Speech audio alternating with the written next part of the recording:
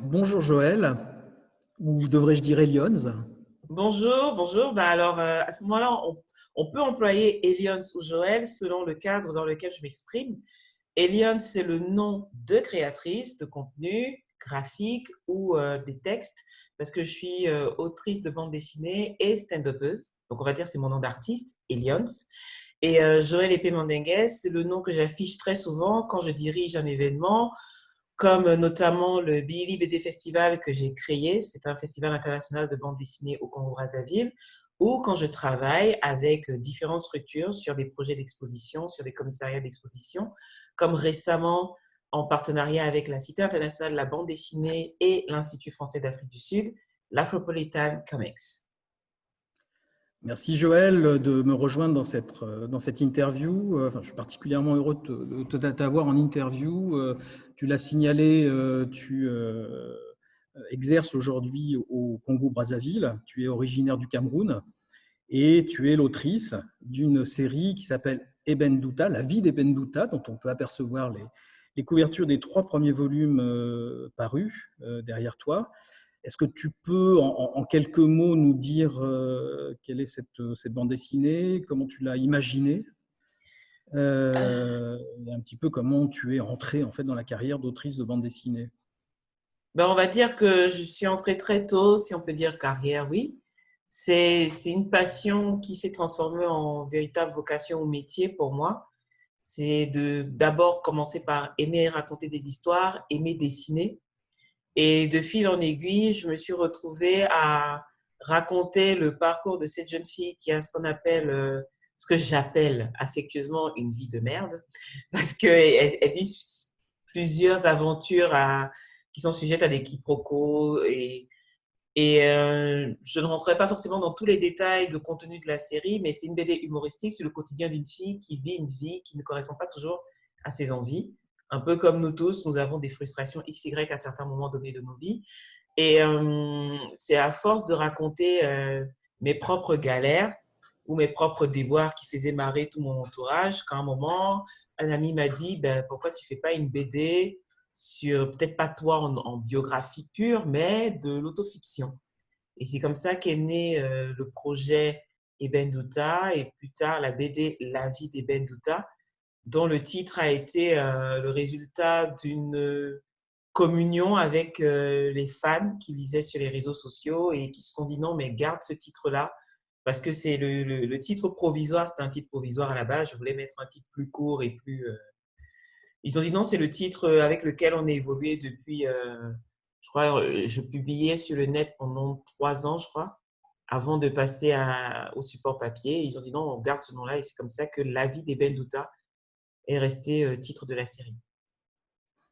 Comme tu l'indiques, La vie d'Eben Douta est une publication qui a vu le jour sur les réseaux, sur Internet, avant de devenir une publication papier. Est-ce que ce mode d'édition est quelque chose qui se rencontre couramment en Afrique, ou est-ce que c'est quelque chose que, d'une certaine manière, tu as commencé à introduire et qui, pourquoi pas, a inspiré d'autres pratiques?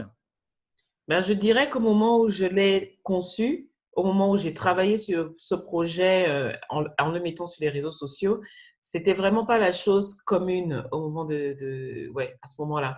Parce que j'ai commencé à mettre La vie d'Eben Douta en ligne en 2009 et c'était suite à un rejet massif des maisons d'édition qui trouvaient pas forcément la case ou la niche dans laquelle mettre cette BD, puisque en termes de, je vais en profiter pour montrer un peu des illustrations de contenu.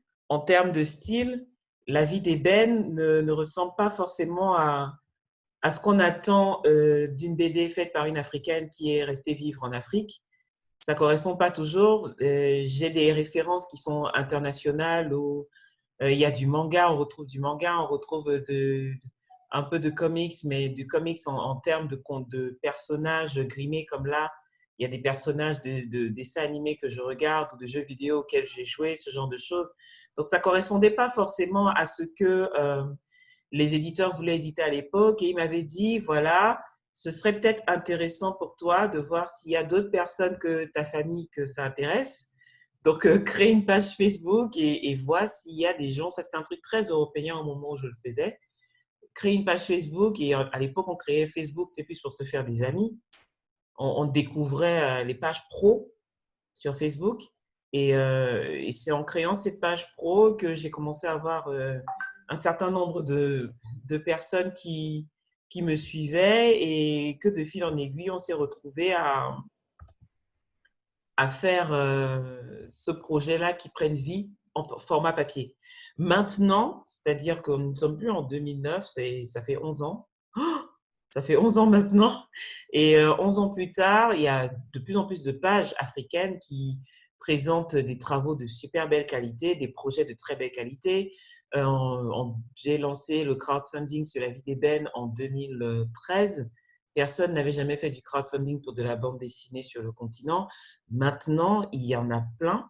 Il y a plein de Kickstarter, Ulule et Indigo et autres pour financer des projets de BD qui partent du numérique au papier. Donc, c'est une très belle chose de voir qu'on peut participer à la mise en route ou au lancement de quelque chose et de voir la chose prendre une ampleur et devenir un standard même pour les créateurs du continent. Et donc là, tu es en train de travailler au 4e volume de La vie d'Ebn Douta. Alors, particularité, si je puis dire, c'est que celui-ci, tu ne publies pas sur les réseaux, ça sera une publication directe en version papier. Oui, alors depuis le tome 2, donc le tome jaune en fond, je ne publie plus régulièrement les contenus parce que voilà, l'histoire est lancée. Il y avait plein de publications qui se faisaient avant qui ont constitué une partie du tome 1, mais pas tout. Ce que je publie en général sur les réseaux sociaux, c'est ce qu'on va appeler des hors-séries ou des hors-sujets. Enfin, ce n'est plus dans la trame principale de l'histoire qui est maintenant réservée à la version papier. Et je travaille sur le tome 4 parce que c'est une série qui se clôture en 6 tomes. Et est-ce que la période qu'on vient de vivre, cette période de confinement qui a aussi été le même au Congo, a eu une incidence, une influence sur le travail qui est en cours ou pas du tout? Ben, pas Est-ce que ça t'a forcément. invité à voir peut-être les choses différemment par rapport à des Ben, scénarios pas existants? à voir les choses différemment, oui. Concernant la trame même du contenu de la vie d'Eben Douta, la vie d'Eben se déroule dans un espace-temps qui est très proche du nôtre, mais qui n'est pas le nôtre, ce qui fait que les réalités que je traverse à l'instant T ou voilà, ou à l'instant I, je ne sais pas si c'est I ou T qu'il faut utiliser, mais à cet instant-là, je ne les reproduis pas à l'identique dans la BD. La BD a sa trame comme j'ai ma vie. C'est pour ça que ça devient de l'autofiction. Mais le confinement a eu ceci d'intéressant, c'est que ça forge certaines idées, ça forge l'esprit à travailler différemment. Parce que même en tant qu'auteur de bande dessinée ou autrice de bande dessinée, on est déjà un peu des ermites. Donc, confiné par confiné, on est confiné à la base en tant que créateur. Mais se sentir confiné au-delà de son plein gré, ça pousse le cerveau à fonctionner différemment. Et ça, oui, je l'ai vécu, que ce soit dans la création de La vie d'Eben Douta, le tome 4, qui est en cours, ou alors dans mes autres activités, notamment la direction du festival, parce que je travaille sur ce festival, comment est-ce qu'il va se présenter, quelle sera sa forme finale avec la conjoncture actuelle ou la direction post-Covid que le monde prend. Pour le stand-up, qu'est-ce que je vais écrire, comment je vais le raconter. Pour les expos aussi, comment est-ce que je travaille avec mes collaborateurs, comment... Donc voilà, le confinement n'a pas été un obstacle réel pour moi, ça a plus été un moyen de réfléchir à comment adapter ou faire évoluer ma créativité différemment. Et tu as même eu l'occasion de commenter cette crise sanitaire, puisque je crois savoir que la Commission européenne t'a commandé une série de strips à publier sur les réseaux. Est-ce que tu peux nous en dire un petit mot? Oui, ça, c'était très intéressant. C'est un travail que j'avais fait avec l'Union européenne dans le cadre d'une communication sur le coronavirus, sur la vie. Alors, il faut que je vois, est-ce que je vais retrouver? Là, je vous emmène dans ma vie. Ça, c'est un travail que j'avais fait pour parler du coronavirus, mais du coronavirus au Congo et de comment est-ce que les populations ici le vivaient par rapport à ce qui se passait un peu à l'étranger, ce qu'on voyait dans les médias, comment les médias le géraient, XY. Et comme je suis fan de cosplay, donc forcément, ça ne pouvait pas louper. Si on parle du port de masque, moi, j'avais fait un truc détourné sur un personnage qui est entièrement masqué, sauf là où c'est important, quoi. C'est-à-dire, tu n'as pas compris que le port du masque n'est pas un port de costume où tu ne dois pas être un personnage masqué, mais voilà, c'est juste le nez et la bouche que tu dois couvrir. Et c'était intéressant de travailler avec l'Union européenne dans ce sens-là, puisque on connaît mal les actions de l'Union, enfin, on connaît l'Union européenne au sens large.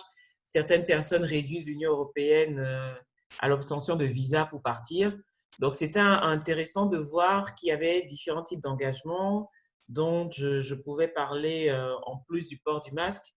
Comme tu peux le remarquer dans mes illustrations, tout le monde porte les masques parce qu'en fait, au Congo, tout le monde le porte. C'est vraiment rentré maintenant Dans dans l'usage. l'habillage Du visuel quotidien. congolais. D'accord. Et alors, pour terminer cet entretien, tu as évoqué donc la prochaine édition du Bilili BD Festival. Est-ce que tu peux, par ailleurs, nous parler, donc là, sous la casquette de Joël Épée, du commissariat d'exposition sur lequel tu es en train de travailler? Alors, en ce moment, je travaille sur un super beau projet. D'ailleurs, nous travaillons ensemble sur ce super beau projet qui est de réaliser une exposition de bande dessinée de près de 50 auteurs et autrices africains issus de la diaspora ou résidant sur le continent. C'est vraiment un projet qui me tient à cœur parce que ça montrera pour le grand public, sans révéler tout le contenu, mais expliquer quand même dans quelle direction on part. C'est que quand on parle malheureusement de la BD africaine, c'est hyper réducteur dans le mindset ou dans la vision interne des personnes. Parce qu'on se dit, ah, la BD africaine, vraiment, c'est un peu comme Kirikou. Ou, ah, tiens, la BD africaine, je ne vois pas trop à quoi ça peut ressembler.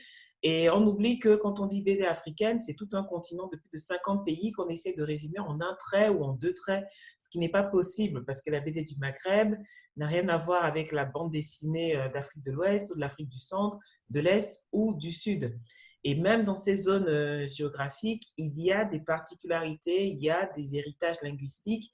Et cette expo qui est donc organisée dans le cadre de la saison des cultures africaines avec la Cité internationale de la bande dessinée L'Image d'Angoulême et qui sera présentée au musée de la bande dessinée, ce qui n'est pas une mince affaire. C'est un projet qui est le projet que je porte au moins de 2020 à 2021 pour que ce soit visible au musée. Et l'idée, c'est qu'après, ce soit une expo itinérante sur le continent et dans les autres pays où se trouveront les diasporas pour inviter les visiteurs à découvrir la bande dessinée d'Afrique et pas la bande dessinée africaine. Merci beaucoup, Joël. On a hâte de voir l'exposition, bien évidemment. Je te remercie de t'être prêté au jeu des questions-réponses. Maintenant, je pense qu'on connaît un peu mieux ton travail. Enfin, j'espère en tout cas que ça va y contribuer. Et je te donne rendez-vous soit à la fin de l'année pour le Bilili BD Festival donc, à Brazzaville Oui, ou au mois de janvier 2021 à Angoulême pour la présentation de cette exposition. avec grand plaisir. Merci. Au revoir. Au revoir.